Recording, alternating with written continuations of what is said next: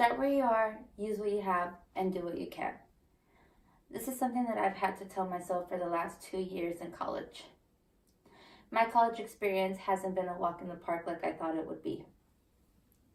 I have had my fair share of struggles, not just with transportation, but with financial responsibilities. But I have never let this change my mind about being a teacher. You see, a teacher is a part of a student's life for 12 years, and if they go to college, even more.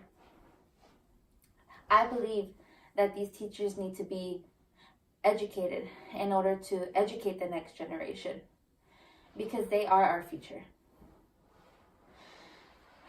One of the first struggles that I faced in my college experience has been having a full-time job. I thought that I could handle it, but it was a lot more on my plate that I could take.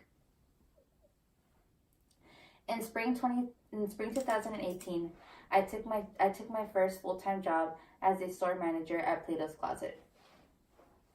I knew that this was going to be a great experience for me, and that in the future I was going to be able to get even better jobs out of it. Like everyone in my age, or at least most people, whenever they see their first paycheck after working a 40-hour week, they get excited. I know I did. I let this get in the way of my education. Working 40-hour weeks meant that I had no time for my family and for my friends, and that I basically didn't have a social life. I was either in school or at work.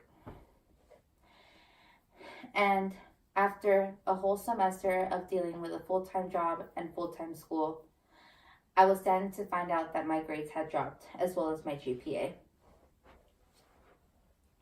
This caused me to not go to school for 1 year in order to kind of get my life back together and raise up money to go to school the following year. In spring 2018, I came back to school and I started with a May mini-mester. In spring 2019. According to a 2018 statistic, 60% of students take out loans, while 30% of students graduate with nearly $30,000 in debt.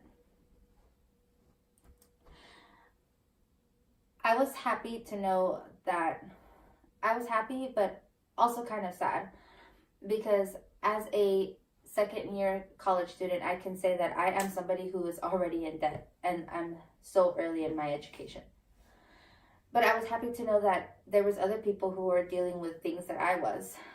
Well, not necessarily feeling happy for them, but for myself, knowing that I'm not the only one out there that's struggling with financial responsibilities like I am. During all of this, I kept myself motivated because I knew that I had to go back to school. Although I was sad because getting my college education took longer than I expected, I knew that I had to be the one to be the first to graduate in my family. Like my friends, many of them have already graduated Lone Star College, and I'm still here. So it makes me sad to know that there are people, that my friends out there are moving on with their lives, and that I'm still at a community college and not being able to transfer to a university yet. 60% of bachelor graduates finish in 6 years, while only 36% of graduates finish in 4 years.